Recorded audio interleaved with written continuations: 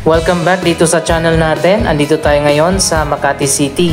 Magbibigay tayo ng latest update tungkol sa Makati Subway Project.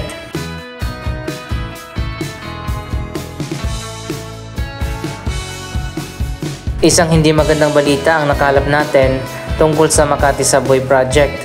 Ayon pa mismo sa statement ng Philippine Infradev Holdings, ang private company na nagpropose na itayo at ponduhan ang Makati Subway Project, ipinaalam na nila sa Philippine Stock Exchange at Securities and Exchange Commission na hindi na magiging feasible ang linya at ruta ng Makati Subway Project dahil labis itong naapektuhan sa final decision ng Supreme Court na ilipat na ang 10 mga EMBO barangays mula sa pamamahala ng Makati City papunta sa Taguig City.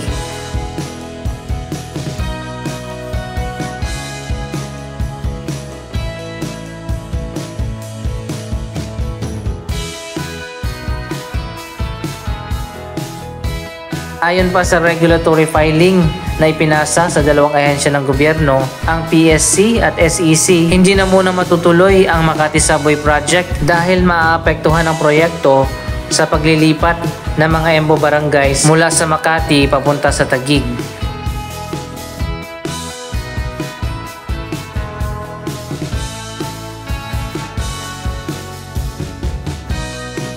Andito tayo ngayon sa may Urban Avenue, Corner Buendia. Dito itatayo ang A1 Makati Tri-Tower Project. Ang high-rise luxury condominium project na ito ng Philippine Infradev Holdings ay magiging bahagi din ng Makati Subway Project, kung saan dito rin itatayo sa underground ang Station 2, ang Buendia Station ng Makati Subway.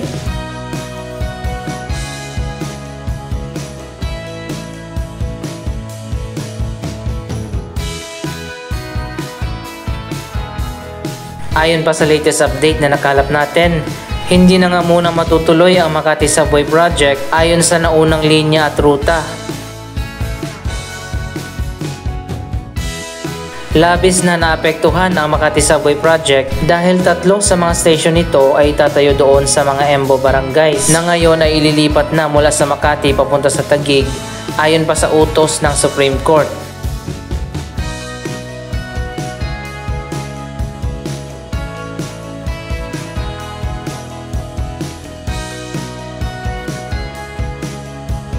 Ayon pa sa Philippine Infradev Holdings, sa Barangay Sembo, isa sa mga EMBO barangay, doon itatayo ang depot ng Makati Subway Project. Isa sa pinakamalaking component ng subway project na ito. 3 sa 10 station ang itatayo doon, kung saan magkakaroon ng station sa University of Makati at Hospital ng Makati.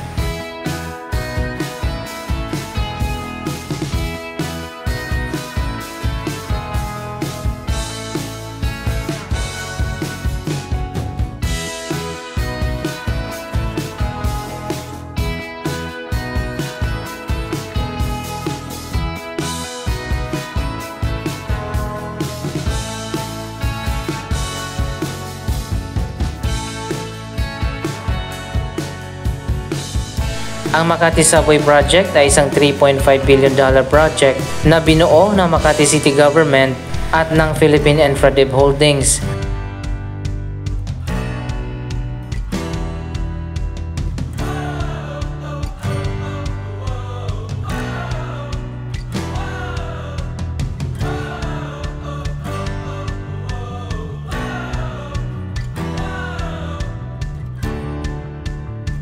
Ang tanong, bakit hindi nilang pwedeng ituloy doon ang Makati Subway ayon pa sa nakaplano kahit na mailipat ang mga EMBO barangays mula sa Makati papunta sa Taguig?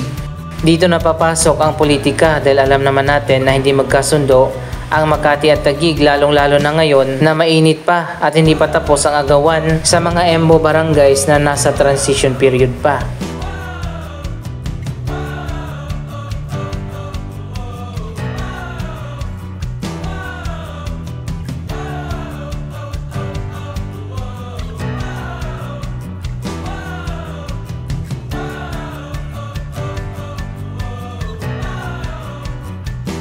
So ano na ngayon ang mangyayari sa Makati Subway Project?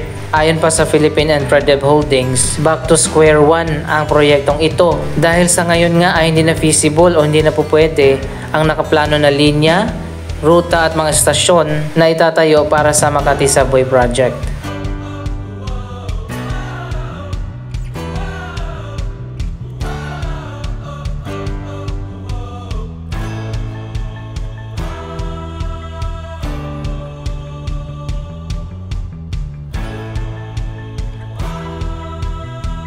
Marami pang pwedeng mangyari sa proyektong ito, pero hindi naman ibig sabihin na totally cancelled na o dead na talaga ang proyektong Makati Subway. Ilan sa mga possible na senaryo na mangyayari, madidelay ng matagal ang proyektong ito dahil magkakaroon na naman ng bagong linya at ruta na pwedeng ilihis sa naunan ng nakaplano na linya, o di kaya eksian na lamang ang linya ng Makati Subway hanggang Guadalupe na lang dahil hindi na nga pwede doon na itawid sa mga Embo barangays.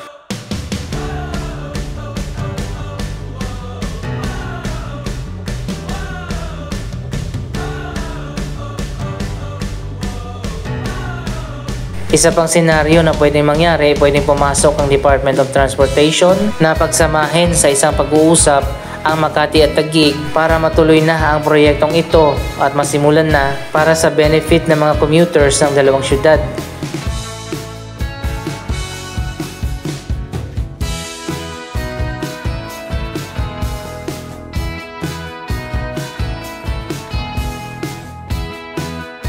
Isa pang malaking possibility na pwede na rin pumasok ang iba pang mga private company na interested din na sumali dito sa Makati Subway Project sa ilalim ng PPP o Public-Private Partnership.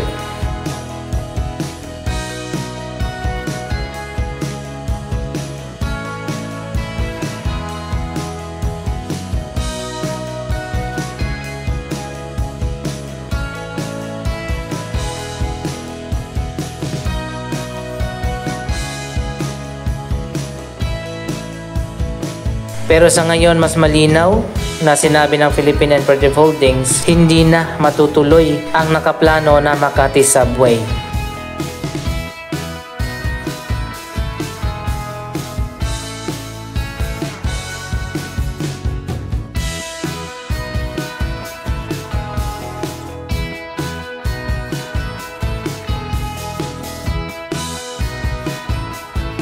So ayan guys, isang hindi magandang balita ang nakalap natin tungkol sa Makati Subway. Hindi na muna ito matutuloy sa ngayon at mas lalo pa itong madidelay dahil back to square one ulit ang proyektong ito.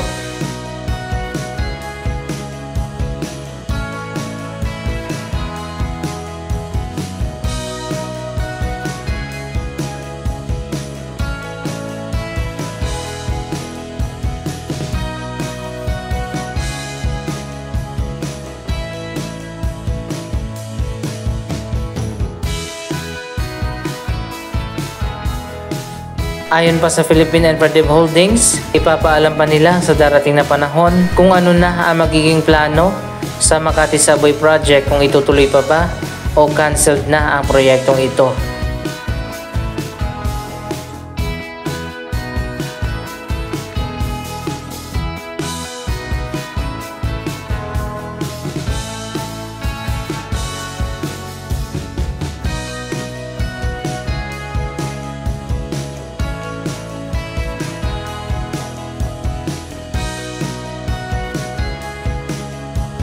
Andito naman tayo sa bandang likod sa may Amorsolo Street, malapit sa Makati Medical Center. Ang A1 Tower Project na proyekto din ng Philippine Infradev Holdings ay natigil din ang construction sa proyektong ito. Ngayon alam na natin kung anong nangyari, kung bakit delayed din ang proyekto.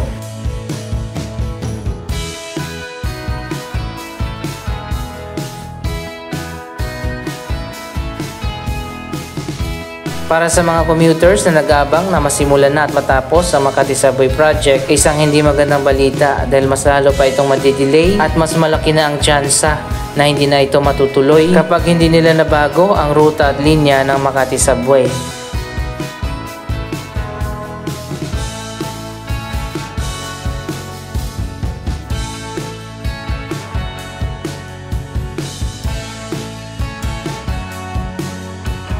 Kaya pala pinagbabaklas na yung mga poster dito na ilang taon na rin na nakalagay dyan. Abangan na lang natin ang mga susunod na update tungkol sa proyektong ito.